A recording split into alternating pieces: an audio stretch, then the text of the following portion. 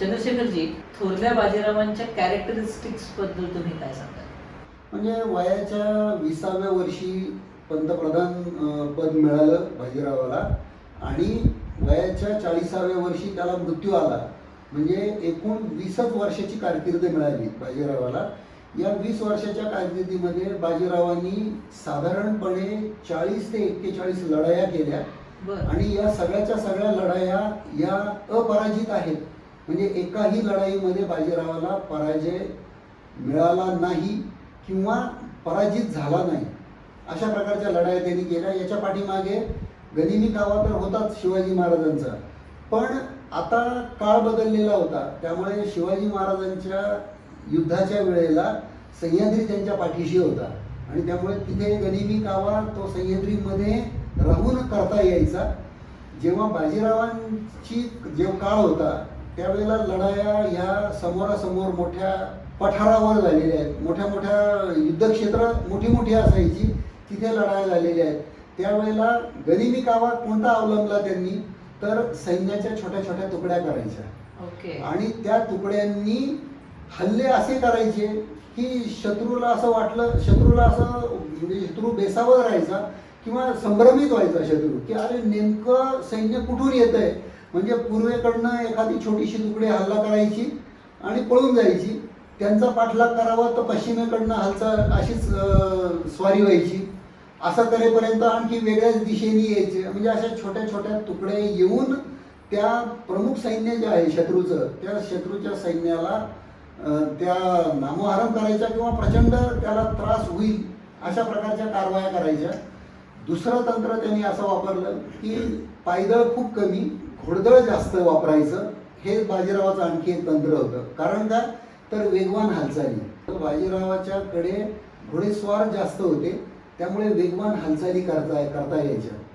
इतिहासकार असं म्हणतात, त्यावेळेचे अभ्यासक असं म्हणतात की त्या काळामधला बाजीरावाचा आणि त्याच्या सैन्याचा जो वेग आहे हा कमाल होता. आणि त्यावेळेचे इतिहासकार असं म्हणतात की बाजीराव वयाच्या 6व्या-7व्या वर्षापासून घोडसवारी आणि युद्ध या दोन्ही कला शिकत होता. त्यांना शिकवणारे जे होते ते पिलाजीराव जाधव यांनी अतिशय ट्रेंड केलं होतं बाजीरावाला. आणि बाजीरावाचे जे घोडे होते ते सुद्धा इतके ट्रेंड होते त्या काळामध्ये. जेव्हा बाजीराव घोड्यावर बसायचा त्यावेळेला पकड ही मांड्यांमध्ये असायची. म्हणजे पायांनी घोड्याला धरायचं आणि कधी कधी लगाम एका हातामध्ये तलवार किंवा भाला, कधी कधी दोन्ही हातांमध्ये तलवारी. म्हणजे घोडाचा लगाम सोडलेला असायचा, फक्त पायांमध्ये घोडा धरलेला असायचा. तर त्या पायांचा दबाव किती आहे आणि बाजीरावाच्या मनात काय चाललेलं आहे हे घोडा ओळखू शकायचा. इतकं एक म्हणजे एकमेकांच्या मनामधलं ओळखणं या बाजीरावाचे घोडे आणि बाजीरावाचं होतं असं म्हणतात.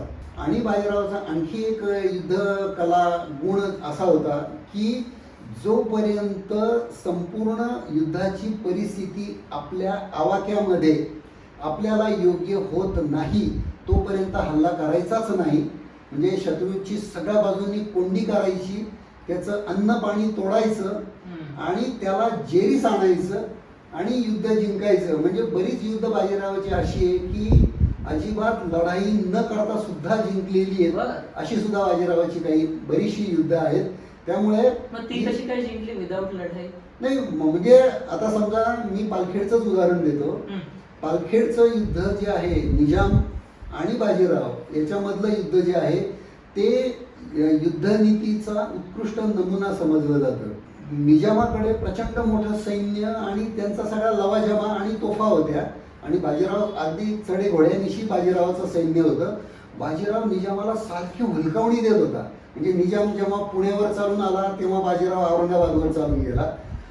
असं करत करत तो त्याला औरंगाबाद, माळवा, गुजरात, महाराष्ट्र असं त्या निजामाला तो फिरवत राहिला सारखं. असं करत करत शेवटी निजाम कंटाळला आणि निजाम कंटाळल्यानंतर तो कंटाळून तो परतीला औरंगाबादकडे जात असताना हे जे ठिकाण आहे बाजीरावचं पालखेडचं युद्ध जे झालं तर त्या पालखेडला गोदावरीच्या काठावर आला. तिथे निजामाने शेवटी त्याचा तोफखाना उतरवून ठेवला, बाजूलाच ठेवला आणि उरलेलं सैन्य घेऊन तो पुढे गेला. कारण तेवढं शक्य नव्हतं त्याला, म्हणून तोफखाना मागे ठेवला त्याने. म्हणजे बाजीरावांनी थोडक्यात या सगळ्या घडामोडीमध्ये त्याचा तोफखाना तोडला आणि तोफखान्यापासून निजामाला वेगळं केलं. आणि निजामाला त्यांनी सगळ्या बाजूंनी असे छोटे छोटे छोटे हल्ले करत अशा ठिकाणी जी त्याला अपेक्षित होती त्या जागेवर निजामाला त्यांनी बरोबर नेलं.